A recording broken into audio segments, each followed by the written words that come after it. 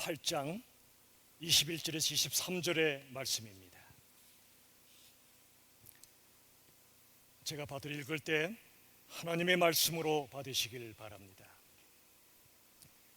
그 바라는 것은 피조물도 썩어짐의 종로로 탄 데서 해방되어 하나님의 자녀들의 영광의 자유에 이르는 것이니라. 피조물이 다 이제까지 함께 탄식하며 함께 고통을 겪고 있는 것을 우리가 아느니라. 그뿐 아니라 또한 우리 곧 성령의 처음 익은 열매를 받은 우리까지도 속으로 탄식하여 양자될 것 곧 우리 몸의 속량을 기다리느니라. 아멘. 기본 회복 시리즈 25번째 시간, 오늘은 창조의 회복이라는 메시지를 나누도록 하겠습니다. 우리가 지지난주에는 존재의 회복에 대한 말씀을 나누었습니다. 우리의 존재가 진정으로 회복되어야 합니다. 지난주에는 우리가 연대의 회복이라는 말씀을 나누었습니다. 우리 모두는 한 몸입니다. 우리 주 안에서 진정한 공동체를 이루며 살아가야 합니다. 오늘은 우리의 시야를 더 넓히겠습니다. 하나님께서 만드신 창조 세계의 회복이라는 내용의 말씀을 나누도록 하겠습니다. 여러분, 코스모스라고 하는 책이 있습니다. 칼 세이건이라는 사람이 지은 책입니다. 칼 세이건은 철저한 무신론자입니다. 그리고 유물론자입니다. 무신론, 하나님은 없다고 말합니다. 유물론, 물질만이 영원히 존재할 뿐이라고 이야기합니다. 모든 만물은 물질로부터 만들어졌고 심지어 사람의 영혼도 물질에서 나왔다고 말합니다. 철학자 아리스토텔레스는 이렇게 말합니다. 우주는 시작이 따로 없다. 원래부터 우주는 존재했다고 말합니다. 한마디로 하나님의 창조를 부정하는 것입니다. 그런데 현대 우주 과학자들이 하나님의 창조 세계를 연구하고 또 연구했더니 이러한 결론이 나왔습니다. 우주는 원래부터 존재했던 것이 아니라 언젠가 어느 시점에서 만들어진 것이다. 그 전에는 어떤 물질도 없었고 어떤 시간도 공간도 없었다. 우주는 물질로부터 생긴 것이 아니라 어떤 지성적 인격체로부터 만들어진 것이다. 그것도 무로부터 만들어진 것이다 라고 얘기했습니다. 여러분, 이렇게 온 세상을 창조하신 지성적 인격체가 누구시겠습니까? 창세기 1장 1절은 이렇게 말씀합니다. 우리 다 함께 힘차게 읽겠습니다. 시작. 태초에 하나님이 천지를 창조하시니라. 성경의 첫 번째 말씀이자 참으로 장엄한 창조의 선포입니다. 여기에 보십시오. 태초는 이 세상의 물질 세계가 존재한 바로 그때입니다. 그리고 하나님께서는 그때 영적인 세계도 만드셨습니다. 여기 보시면 하나님이 천지를 창조하셨다 말씀하시죠. 여기에 천지의 천은 영적인 세계입니다.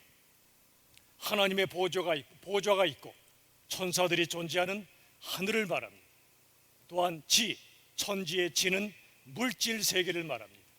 우리 눈으로 볼 수 있는 것, 또 볼 수 없어도 이 땅에 존재하는 물질계를 말합니다. 하나님께서는 이러한 영적 세계와 물질 세계를 친히 창조하셨습니다. 여러분, 만물이 하나님의 창조에 의해 시작되었다는 것은 너무도 놀라운 말씀이죠. 이러한 하나님의 창조는 기독교 신앙의 뿌리입니다. 창조를 믿을 때 우린 예수님의 구원도 믿게 됩니다. 창조를 믿을 때 종말의 심판도 믿게 되는 것입니다. 여러분, 하나님께서 창조하신 모든 것은 본래 지극히 선한 것입니다. 하나님이 세상을 지으시고 보시기에 좋았더라 말씀하셨지요. 사람을 만드신 다음에는 심히 좋았다고 말씀하십니다. 여러분, 하나님의 창조 세계는 본래 참으로 선한 것입니다.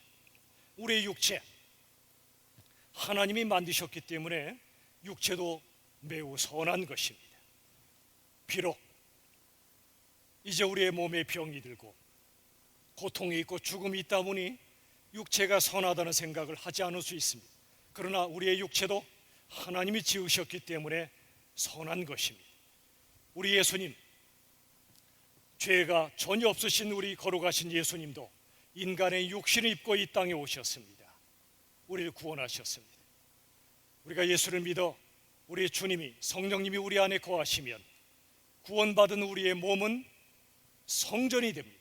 거룩한 성전이 됩니다. 이처럼 육체는 본래 선한 것입니다. 또한 하나님께서 만드신 모든 물질도 지극히 선한 것입니다. 로마서 1장 20절 말씀을 같이 읽겠습니다. 다 같이 시작. 창세로부터 영원하신 능력과 신성이 만물에 분명히 보여. 여러분, 여기 만물, 이 만물은 하나님의 창조 세계를 말씀합니다. 이 창조 세계에 하나님의 영원하신 능력과 신성이 분명히 보인다고 말씀합니다. 하나님이 만드신 세상 속에는 하나님의 영광이 깃들어 있습니다. 아름다운 꽃은 바로 아름다우신 하나님을 보여주는 것입니다. 이 땅의 모든 만물에 하나하나는 하나님의 성품이 담겨 있는 것입니다. 창세로부터입니다. 하나님이 모든 걸 만드신 그때로부터 이 땅의 모든 물질 세계 속에는 영원하신 능력과 신성이 함께하고 있다고 말씀하십니다. 물질은 본래 선한 것입니다. 그런데 문제가 있습니다. 이 물질을 하나님처럼 떠받드는 물질주의입니다. 만모니즘이라고도 부릅니다. 이것은 악한 우상 숭배입니다. 하나님이 만드신 물질은 선하지만 그 물질을 신처럼 떠받드는 것은 죄라는 사실을 성경은 말씀하고 있습니다. 우리 인생들은 무한한 욕망을 충족하기 위해서 하나님이 주신 창조 세계를 무분별하게 개발했고 착취했고 파괴했습니다. 그 결과 이 생태계가 얼마나 파괴되었는지 모릅니다. 애굽의 열 재앙과 같은 일이 계속해서 벌어지고 있습니다. 지구가 더워지고 있고 사막이 점점 더 넓어지고 있습니다. 미세먼지가 날아오고 초미세먼지가 많아집니다. 드디어 급기야 올해는 코로나 바이러스가 온 세계를 뒤덮었습니다. 이 모든 것은 인생들이 교만과 탐욕의 죄를 저지름으로 인해 하나님의 창조 세계를 파괴했던 결과 부메랑처럼 우리에게 밀려오고 있는 것입니다. 오늘 본문 로마서 8장 22절의 말씀을 우리 다 함께 읽도록 하겠습니다. 8장 22절입니다. 시작. 피조물이 다 이제까지 함께 탄식하며 함께 고통을 겪고 있는 것을 우리가 아느니라. 여기 피조물은 하나님의 창조 세계를 말합니다. 이 창조 세계가 함께 탄식합니다. 함께 고통을 겪고 있습니다. 인간만이 아닙니다. 모든 동식물도 심지어 무생물들과 이 온 지구가 지금 큰 고통 속에 사로잡혀 있습니다. 지진이 일어나고 지구온난화와 이 땅의 모든 환경 파괴가 급속도로 진행되고 있습니다. 이 속도로 이대로 진행된다면 언젠가 우리 후손들에게 물려줄 지구는 아마도 완전히 파괴된 모습일지 모릅니다. 여러분, 바로 이러한 전지구적 생태 위기 어떻게 하면 좋을까요? 하나님께서는 이 세상을 창조하셨습니다. 하나님이 만드셨기에 사랑하십니다. 사랑하시기에 이렇게 무너진 세상을 다시 한번 회복시키시기 위하여 하나님께서 일하고 계십니다. 에스겔서 47장 9절의 말씀을 보십시오. 하나님의 성전에서 물이 흘러나오는데 그 물이 점점 더 차오르다가 드디어 이 강물이 이르는 곳마다 모든 생물이 산다고 말씀합니다. 바닷물이 되살아난다고 말씀하여 주십니다. 결국 모든 것이 살 거라고 말씀하여 주십니다. 하나님의 약속입니다. 회복의 약속입니다. 이 땅의 하늘, 땅, 바다 모든 것이 오염되고 파괴된 바로 이 시대에 하나님께서 친히 모든 생물이 살고 바닷물이 다시 살고 모든 것이 살 수 있도록 하나님께서 인도해 주시겠다고 말씀하여 주십니다. 여러분, 노아의 홍수로 온 세상이 심판받은 후에 창세기 9장에 보면 하나님이 무지개 언약을 주십니다. 그런데 그 언약의 내용을 보면 사람과 맺은 언약만이 아닙니다. 사람을 포함하여 모든 생물과 언약을 맺으셨습니다. 더 나아가 하나님께서는 온 세상 피조물 창조 세계와 언약을 맺으셨다는 사실입니다. 자, 오늘 본문 로마서 8장 21절 말씀 다 같이 읽겠습니다. 21절 다 같이 시작. 그 바라는 것은 피조물도 썩어짐의 종로로 탄 데서 해방되어 하나님의 자녀들의 영광의 자유에 이르는 것이니라. 보십시오. 피조물, 즉 하나님의 창조 세계가 썩어지고 있습니다. 그 썩어짐의 종로로 타고 있습니다. 바로 거기에서 해방되어서 하나님의 자녀들이 누리는 영광의 자유에 이르기를 간절히 바라고 있다는 것입니다. 여러분, 우리 지난주에 연대의 회복에서 말씀드렸지만 이 세상에 존재하는 모든 것은 서로 연대성이 있습니다. 아담의 죄가 모든 인류의 죄로 이어졌고 또 인간의 죄가 모든 피조물의 고통으로 이어지고 있습니다.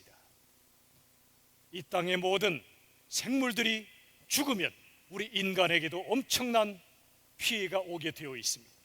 인간의 죄 때문에 창조 세계가 무너지고 온 세상의 생태계가 무너질 때 바로 하나님께서는 이 썩어짐의 종로로 타고 있는 모든 피조물들을 다시 회복시키시는 계획을 이미 세우셨었습니다. 우리 주 예수 그리스도를 통해서 이루셨습니다. 우리 예수님은 인간을 구원하실 뿐 아니라 모든 창조 세계를 회복하시고 구속하시는 놀라운 역사를 친히 이루시는 분입니다. 바로 그때 우리가 영광의 자유에 이르는 것처럼 모든 창조 세계도 영광의 자유에 이를 것이라고 말씀하고 계십니다. 그 결과 하나님은 우리에게 온 세상이 회복되는 천국의 모습을 이루실 거라 말씀합니다. 이사야서 11장에 보면 이리와 어린 양이 함께 뛰놀고 암소와 곰이 함께 사는 그런 나라가 올 것이라고 말씀하여 주십니다. 이리와 어린 양, 암소와 곰, 이 땅의 창조 세계는 정글의 법칙이 지배합니다. 약육강식과 생존 경쟁에 모든 생물들이 살아갑니다. 누군가를 죽입니다. 또 내가 삽니다. 인간 세계도 마찬가지입니다. 무한 경쟁 속에 서로 갈등하며 전쟁하며 살아갑니다. 그러나 이 죄 때문에 온 창조 세계가 무너졌을 때 하나님께서는 예수님을 통하여 다시 하나님의 나라 천국으로 인도하신다고 말씀하여 주십니다. 그 결과 이사야 11장의 말씀처럼 물이 바다 덮음같이 여호와의 이름을 인정하는 것이 온 세상에 가득하게 될 거라고 말씀하여 주십니다. 이 세상 나라가 하나님의 나라로 바뀌고 죄악된 세상이 거룩한 나라로 바뀌는 그 역사를 하나님이 예수님 안에서 친히 이루실 것이라고 말씀하여 주십니다. 그날은 반드시 옵니다. 여러분, 코로나가 끝나는 날도 오겠지만 이 땅은 수많은 고통이 있을 것입니다. 그럼에도 불구하고 하나님께서는 이 땅의 모든 고통과 절망과 죽음의 권세를 뛰어넘는 하나님의 영광스러운 나라를 지금도 만들어가고 계시다는 사실을 믿으시길 바랍니다. 하나님께서는 사람을 당신의 형상으로 창조하셨습니다. 그리고 온 세상을 다스리라는 창조의 명령을 주셨습니다. 이 명령을 다른 말로 문화명령이라고 말씀하여 주십니다. 아담과 하와는 이 명령에 불순종했습니다. 선악과를 따먹고 교만과 탐욕에 빠져 스스로 하나님이 되려고 했습니다.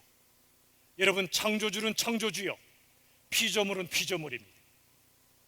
살아계신 하나님, 우리 주 창조주께서 우리를 만드셨는데 우리가 교만하여 창조주의 위치에 올라가려고 했습니다. 그게 선악과를 따먹은 일의 의미입니다. 이제 아담의 아들 가인은 동생 아벨을 죽였습니다. 하나님이 물으셨죠. 네 아우가 어디 있냐고. 가인이 대답했지요. 내가 내 아우를 지키는 자입니까? 하나님이 한 가족으로 주셨거늘 나와 상관이 없는 타인으로 취급했고 그 가정의 연대성은 깨졌습니다. 이게 온 세상의 모습이지요. 그런데 가인의 자손 중에 라멕이라는 사람이 있습니다. 창세기 4장에 나오는 인물입니다. 그는 아주 철저한 폭력으로 이 세상을 다스리려고 했던 사람입니다. 이 라멕에 세 아들이 있었습니다. 세 아들은 경제계, 예술계, 과학계의 조상이 됩니다. 이 세 계통의 거두가 됩니다. 세상적으로 성공한 거지요. 그런데 이들은 하나님을 떠났습니다. 그 결과 이 세상은 경제계든 예술계든 과학계든 하나님을 부정하는 타락한 세상 문화가 이루어지고 말았습니다. 온 세상의 모습이 그러합니다. 에베소서 2장 2절을 보십시오. 우리 같이 읽겠습니다. 시작. 그때에 너희는 세상 풍조를 따르고 공중의 권세 잡은 자를 따랐으니. 창세로부터 지금까지 하나님을 떠난 인생들은 하나님보다 세상 풍조를 따릅니다. 공중의 권세 잡은 자, 사탄과 마귀의 죄악의 나라를 따라갑니다.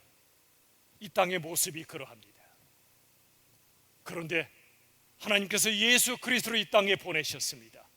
예수 그리스도는 이렇게 타락한 세상을 구원하시기 위해 이 땅에 오셨습니다. 요한복음 3장 16, 17절의 말씀을 요약하여 같이 읽겠습니다. 시작.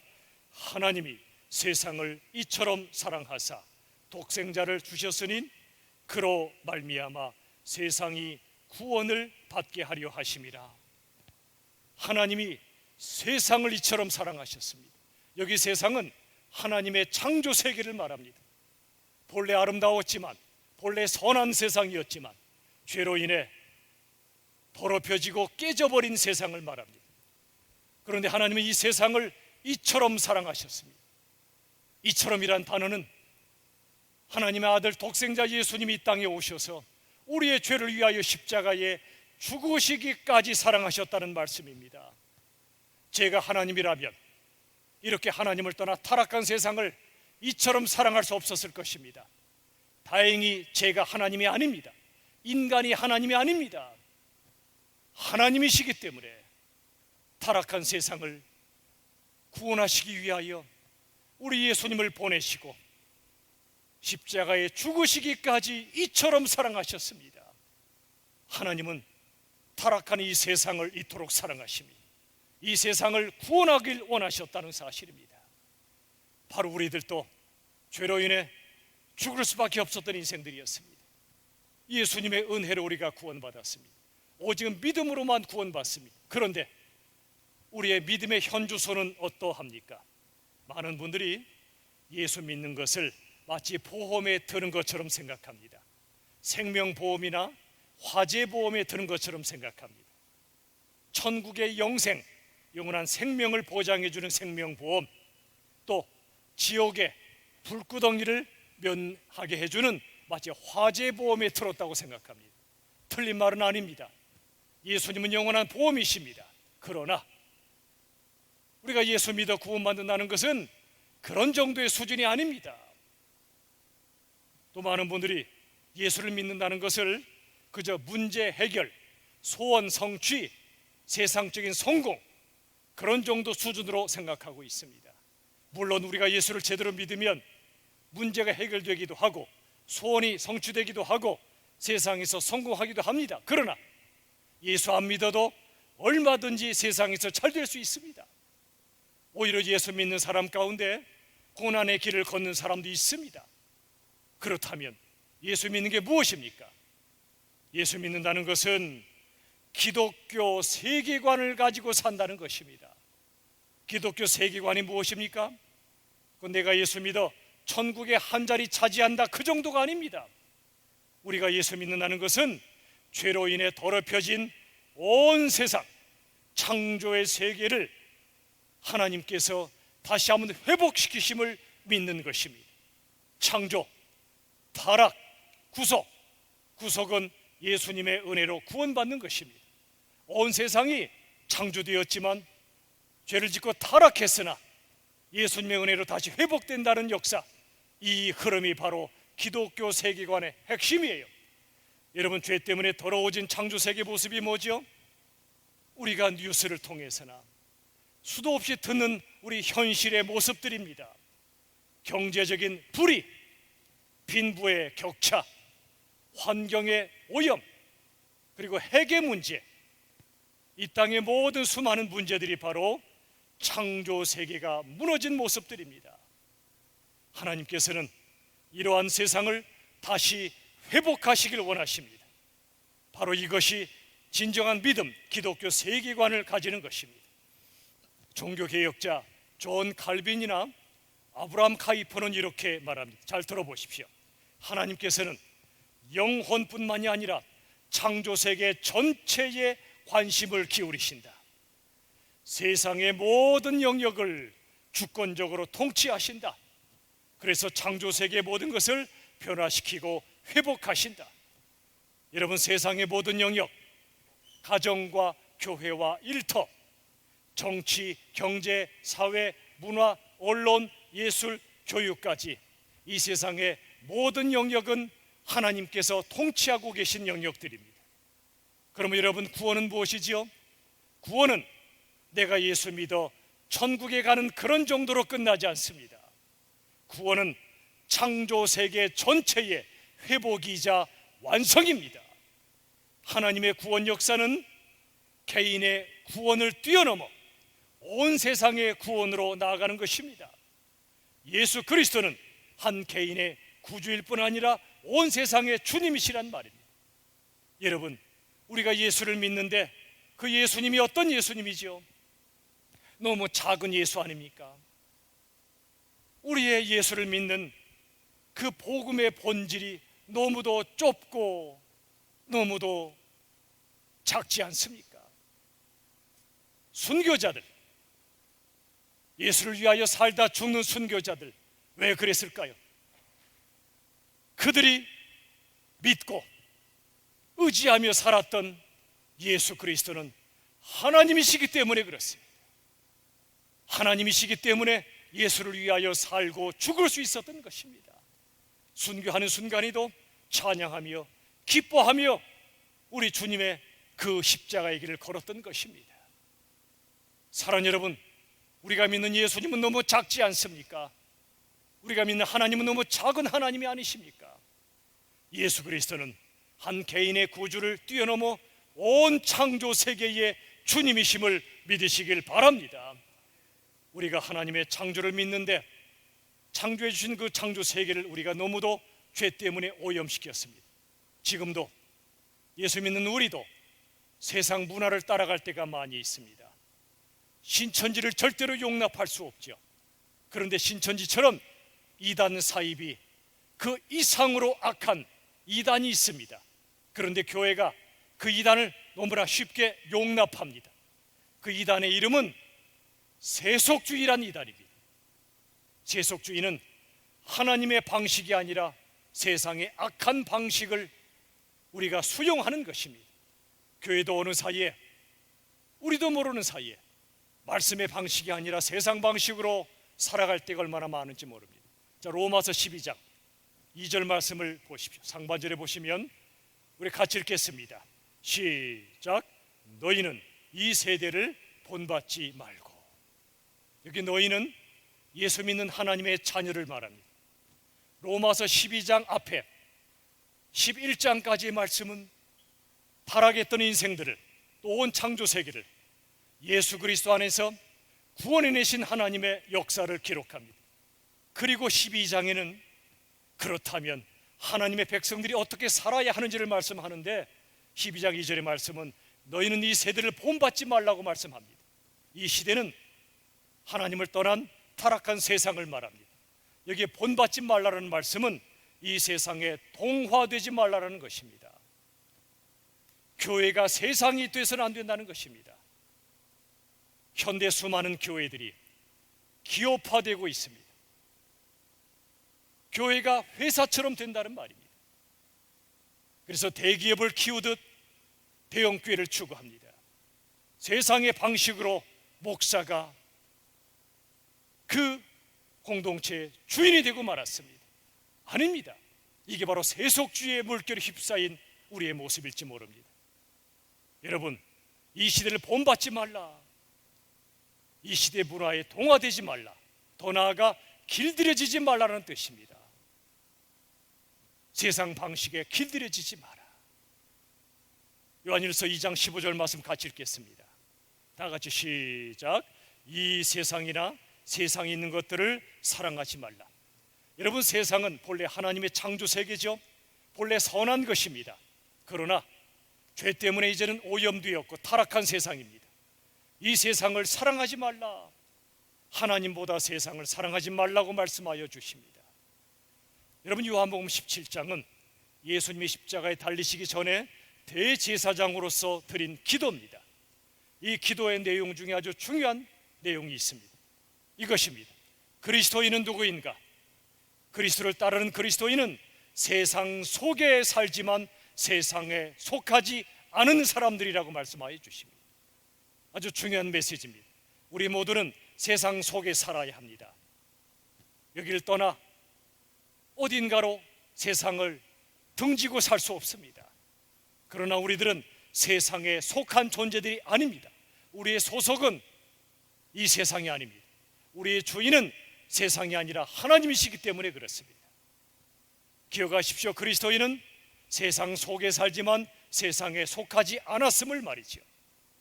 여러분, 세상 문화의 포로가 되면 안 됩니다. 그러나 우리들은 동시에 세상 문화와 단절되어도 안 됩니다. 이 놀라운 메시지를 크리스찬 스미스는 이렇게 표현합니다. 우리 같이 한번 읽어보겠습니다. 시작. 세상과 구별되는 동시에 세상에 참여하라. 성경의 말씀을 아주 잘 요약해 놓은 말씀이죠. 세상과 구별되어야 됩니다. 우리가 세상을 따라가면 안 됩니다. 세상의 가치관 따라 살아서는 안 됩니다. 그런데 우리들은 동시에 세상에 참여해야 됩니다. 이 세상 속으로 들어가 세상을 변화시켜야 된다, 그 말이죠. 여러분, 하나님께서는 이 세상 문화를 변혁하시고 재창조하시는 분입니다. 재창조하십니다. 우리를 부르십니다. 하나님의 재창조 역사에 우리를 사용하시기 위하여 부르십니다. 우린 그 역사에 동참해야 됩니다. 포항에 한동대학교라고 있습니다. 기독교 대학이죠. 이 한동대학교에서 가르치는 참 멋진 내용이 있습니다. 보십시오. Why not change the world? 왜 세상을 바꾸지 못하는가? 왜 세상을 바꾸지 않는가? 그런 뜻입니다. 거기 들어온 학생들에게 너희들 앞으로 좋은 회사 취직하고 연봉 많이 받고 사람들이 부러워할 만한 큰 집, 큰 차, 성공, 이게 너희들의 꿈이 되어서는 안 된다고 가르칩니다. 하나님이 만드신 온 세상을 다시 하나님의 나라로 재창조하시는 하나님의 역사에 동참해야 되지 않겠냐고 말씀하여 주십니다. 의사가 되든 예술가가 되든 교사가 되든 어느 직업을 가지든 그 직업과 그에게 주신 은사와 재능을 이 세상을 재창조하시는 하나님의 역사에 쓰임받도록 해야 되지 않겠냐, 그 말이죠. 여러분, 이렇게 말씀드리면 이렇게 반론을 제기할지 모릅니다. 나처럼 부족하고 나처럼 가진 것이 없는 사람이 어떻게 세상을 바꾼단 말이요? 맞습니다. 우린 세상을 변화시킬 능력이 없습니다. 그러나 그 말은 틀립니다. 하나님이 아십니다. 그리고 우리를 부르십니다. 그리고 우리에게 놀라운 능력을 허락하십니다. 하나님의 동역자로 부르셔서 이 세상을 변화시키시고 재창조하시는 역사에 우리를 세우실 때 우리에게 놀라운 능력을 주십니다. 그 첫 번째 능력이 뭘까요? 기도의 능력입니다. 여러분, 이 땅은 불의와 거짓과 음란으로 가득 차 있습니다. 잘 보십시오. 얼마나 이 땅이 불의한 세상인지요, 얼마나 거짓이 가득한 세상인지요. 우리나라 사람들 외국에 비해서 물건을 훔쳐가는 일은 별로 없어요. 어디 카페에 노트북이나 핸드폰을 놔도 가져가지 않아서 외국인들이 깜짝 놀랍니다.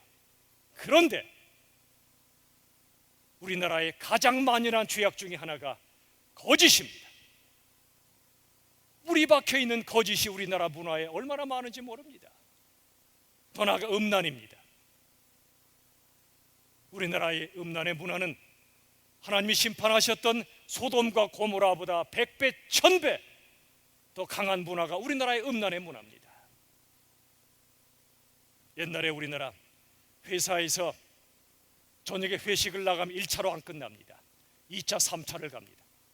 그 다음에 수많은 사람들이 음란의 죄를 짓고 말았습니다. 세상에 길들여진 인생들이 얼마나 많은지 모릅니다.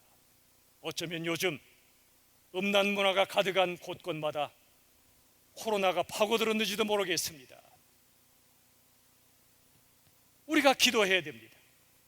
불의와 거짓과 음란이 가득한 세상에 정의와 진실과 거룩이 가득한 하나님의 나라가 되게 해달라고 간절히 기도해야 됩니다. 나 자신부터 불의와 거짓과 음란이 있었다면 하나님 앞에 회개하며 기도하고 온 세상, 우리나라부터 온 세계가 하나님의 나라가 되도록 간절히 기도해야 됩니다. 지금 남한과 북한이 증오와 갈등으로 치달아가고 있죠. 저 개성공단에 세워졌던 공동연락사무소를 파괴했습니다. 폭파해버리고 말았습니다. 이 땅이 이토록 증오와 갈등으로 가득한 나라가 되었습니다. 누구의 책임이죠? 1차적으로 정치가들의 책임이겠죠? 아닙니다. 우리 모두의 책임입니다. 기도해야 됩니다. 하나님, 증오와 갈등을 딛고 일어나 용서와 화해, 은혜와 사랑에 충만한 이 한반도가 되게 해달라고 하나님 앞에 간절히 기도해야 됩니다. 이 세상을 바꾸는 첫 번째 능력은 기도의 능력입니다. 우리가 능력이 없고 가진 것이 없다고요? 아닙니다. 기도의 능력보다 위대한 능력은 없습니다. 기도하지 않으면 우리의 힘으로 해야 되지만 기도하면 하나님의 능력이 모든 것을 바꿔가심을 믿으시길 바랍니다. 우리가 기도할 때 하나님이 일하신다는 사실입니다. 또 한 가지, 이 세상을 변화시키는 또 한 가지의 능력은 섬김의 능력입니다. 기도와 함께 섬김의 능력이 우리에게 주어진 능력이죠. 큰 섬김이 아니라도 돼요. 아주 작은 섬김이 세상을 바꿉니다. 오래전에 이런 일이 있었습니다. 제가 수원의 합동신학대학원을 가기 위해서 가는 그 길은 1차선 도로였습니다. 아주 이른 새벽 시간에는 아주 깜깜하기 때문에 빨간불이 있어도, 빨간 신호등이 있어도 다들 지나갔습니다. 무시하고 지나갑니다. 큰 차나 작은 차나. 그런데 어느 날 보니까 깜짝 놀랐습니다. 당연히 빨간불 앞에 저도 섰지만 제 앞에 서 있는 아주 큰 차가 있었습니다. 큰 차 이름은 T코였습니다. 사람들은 작은 차라고 말합니다. 그러나 제가 보기엔 큰 차였습니다. 왜였는지 아십니까? 이 큰 차 뒤에 10톤 트럭이 서 있었습니다.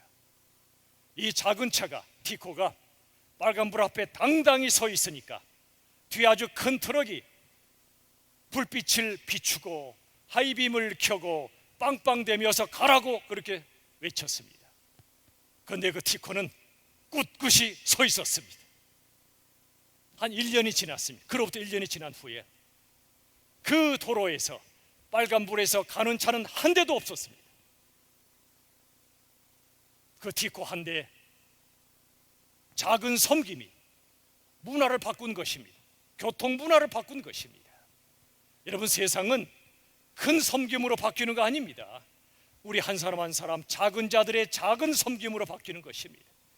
여러분, 지금 하나님의 창조 세계가 무너졌다 말씀드렸죠. 이 원인 중에 우리의 삶의 방식도 들어 있습니다. 여러분에게 오늘 한 가지 제시합니다. 아나바다고의 삶을 한번 제시합니다. 아나바다고, 아는 아껴 쓰는 것입니다. 나는 나누어 쓰는 것입니다. 바는 바꿔 쓰는 것입니다. 서로 필요한 걸 바꿔 쓰는 것입니다. 다는 다시 씁니다. 그리고 고는 고쳐 쓰는 것입니다. 이 세상의 우상 중에 하나가 편안함입니다. 다들 편안하고 안락한 삶을 꿈꿉니다. 우리의 우상입니다. 그러다 보니 얼마나 낭비가 많은지 모릅니다.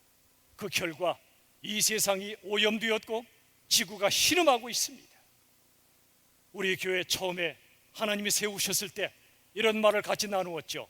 불편하게 삽시다. 저도 편한 게 좋아요. 불편한 거 싫어요. 근데 우리가 왜 그걸 다짐했죠? 적절한 불편이 있지 않으면 우리들은 끝없는 편안함을 추구하다가 영적으로 죽기 때문에 그렇습니다. 교회도 그렇습니다. 우리가 편안한 거 추구하다가 우리 교회는 또 이 세상의 교회들은 영적으로 무너질 수밖에 없습니다. 어쩌면 코로나 우리에게 강제적으로 불편함을 안겨주고 있지 않나 싶어요. 사랑하는 여러분, 이제는 적절한 불편을 택할 뿐 아니라 즐깁시다. 적절한 불편을 즐기는 게 얼마나 좋은지 몰라요. 차 타고 가는 거 편하죠. 차만 타는 사람들은 건강을 잃어버립니다. 우리 요새 111 운동하고 있죠.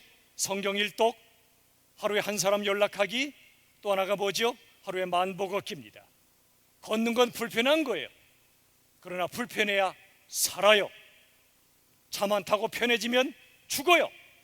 적절한 불편을 여러분 선택하십시오. 즐기십시오.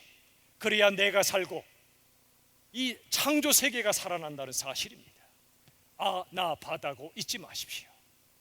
여러분, 제가 많은 분들을 제가 뵐 때 이런 생각들이 있습니다. 남들이 누리는 것을 내가 못 누리면 내 삶은 불행하다고 생각하더라고요. 누가 해외여행 가는데 나 못 간다? 난 불행하다고 생각하더라고요. 누가 저렇게 사는 나는 못 산다? 난 불행하다고 생각해요. 사탄의 거짓말입니다. 남들이 하는 걸 다 못한다고 불행한 게 아닙니다. 가난하다는 것은 불편한 거지 불행이 아닙니다. 진정한 행복은 마음과 만남에서 주어지는 겁니다. 내 마음에 예수님이 계실 때 진짜 행복이 있고요. 만남, 예수님과 만나고 주 안에서 아름다운 만남 속에 행복이 있는 거예요. 그런데 사탄이 속여요. 편해야 행복한 거야. 남들이 하는 거 다 해야 행복한 거야. 안 하면 넌 불행한 거라고 속입니다. 그렇지 않습니다.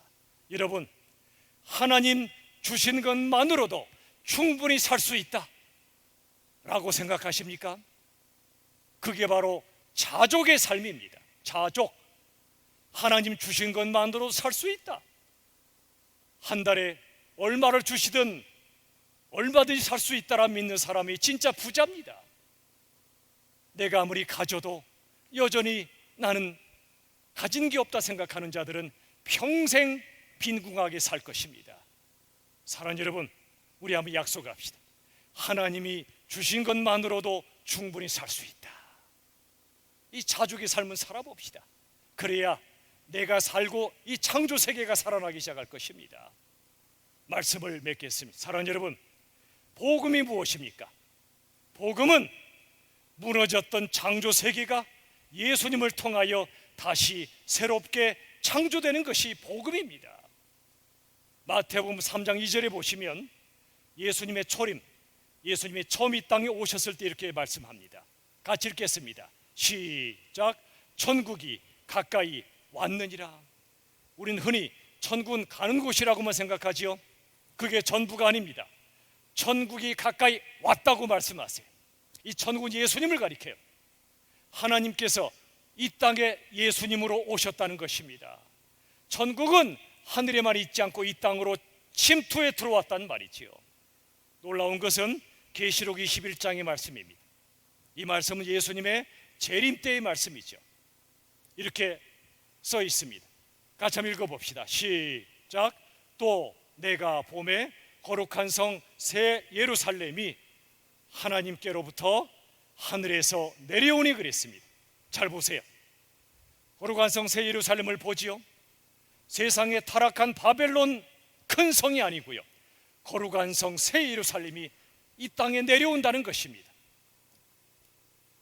하나님께로부터 하늘에서 내려온다. 어디로 내려오죠? 땅으로 내려오는 것입니다. 무슨 말씀이죠? 예수님이 재림하시면 이 땅의 모든 게 사라지는 게 아니에요. 베드로후서 3장엔 최후의 심판 때 하나님의 불로 심판하신다 말씀하십니다. 그런데 그 불이 불태웁니다. 불태워 재가 될까요? 아니에요.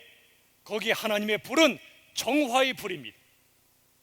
타락한 이 세상의 죄악을 정화시키는 거룩의 불이라 그 말이죠. 그리고 이 지구와 온 세상을 폐기 처분하고 없애는 게 아니고요, 하늘에서 땅으로 거룩한 나라가 내려와서 이 땅이 새로운 예루살렘이 된다고 말씀하십니다. 새 예루살렘, 옛날에 예루살렘이 없어진 게 아니고요, 새로워진다 그 뜻이에요. 우리의 육체도 흙으로 돌아가지만 예수님 재림하시면 거룩한 육체로, 영광의 육체로, 썩지 않을 육체로 부활한다고 말씀하시듯이 이 땅도 없어지는 게 아니에요. 이 지구가 불타 없어지는 게 아니에요. 하나님의 불로 정화시킨 다음에 영광스러운 거룩한 새 예루살렘이 땅으로 내려와 우리가 하나님과 함께 온 세상을 통치하며 영광의 나라에서 살게 될 줄로 믿으시길 바랍니다. 이게 성경이 말씀하는 세계관이요, 복음의 핵심이란 말이죠. 사랑하는 여러분, 온 우주는 하나님의 영광을 드러내는 하나님의 집이에요. 이 지구는 특별히 온 인류의 예배를 받으시는 하나님의 성전입니다. 죄 때문에 너무나 망가지고 말았지만 하나님은 사랑하시기에 회복시켜 주실 것입니다. 이번 코로나 사태를 통해 먼저 하나님은 우리의 영혼과 삶을 새롭게 하실 것입니다. 다음 주에도 자세히 말씀드리겠지만 하나님 우리의 영혼과 삶, 잘못 살아왔던 우리의 삶을 근본적으로 재창조하시는 거예요. 코로나의 사태를 통해서 말이죠. 두 번째, 하나님은 이 사태를 통해 거짓된 교회, 진정하지 않은 교회들을 거룩하고 아름답고 참된 교회로 만들어 가시는 것입니다. 우리 교회 예배를 얼마나 사모하고 있습니까?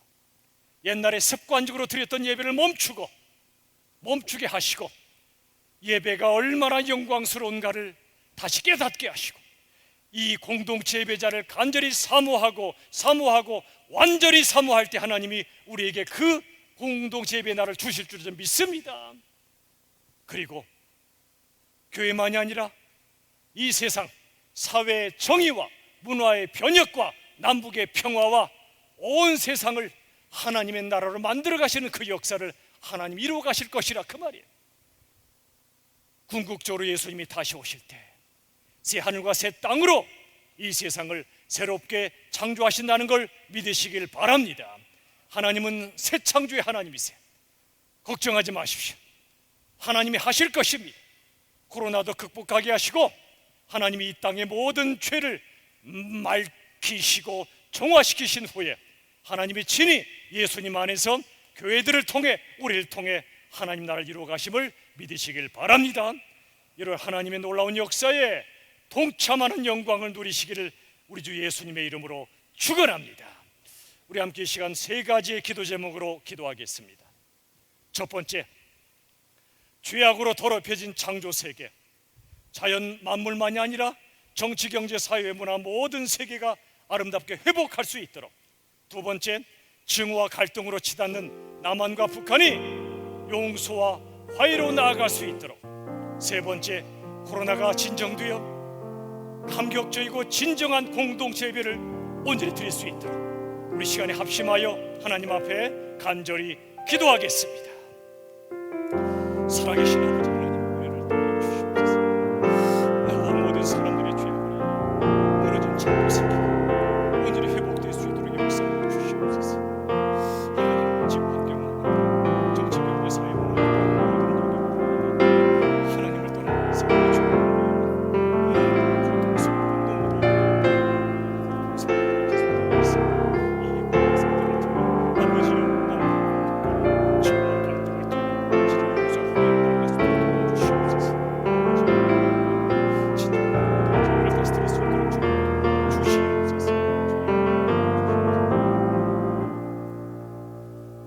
아버지 하나님, 우리의 죄 때문에 더럽혀지고 무너져버린 이 창조 세계, 그 결과 이 코로나까지 왔습니다.